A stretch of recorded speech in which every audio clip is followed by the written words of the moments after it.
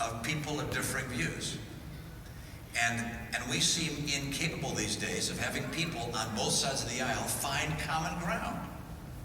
And I know it's almost a dirty word on the left and on the right to compromise and to find common ground. But that's the only way things will get done.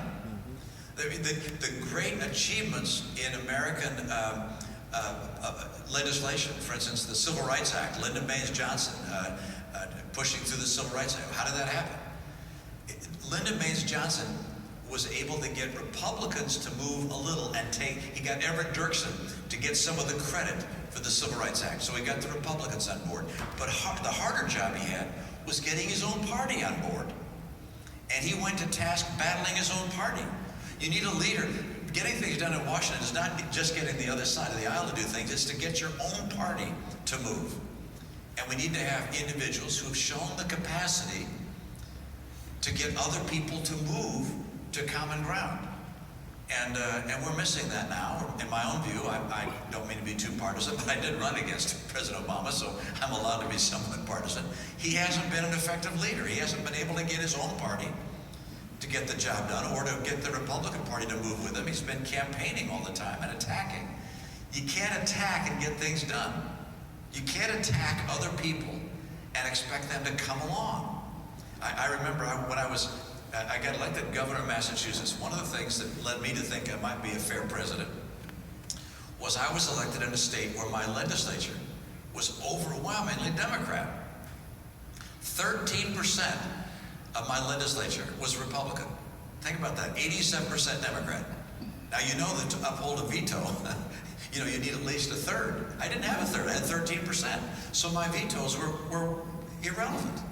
So I had to recognize that to get anything done, I had to work with the opposition party. And to get anything done, I couldn't attack them. I was in office for 6 months, and I never attacked the leader of the Democratic Party, the Speaker of the House and the Senate President.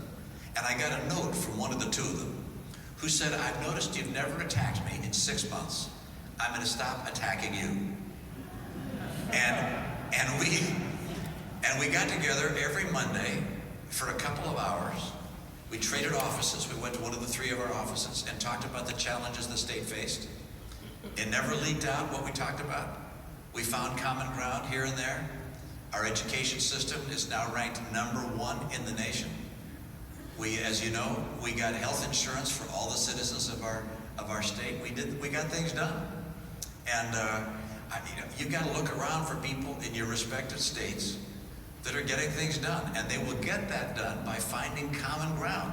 If they're not willing to find common ground, they may make you feel better, but they will get nothing done. Thank you.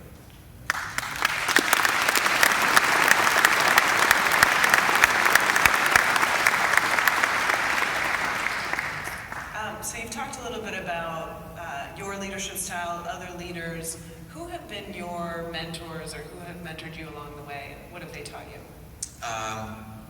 Well, I think the mentors that I follow fall in 2 groups, and one are individuals that have touched my life, and my dad and my mom would be first in that regard. My dad was born in Mexico.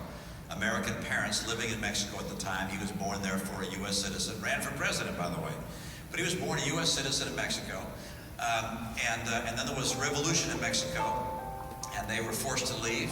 And he came to El Paso, lived on public assistance, and was poor. His dad moved from El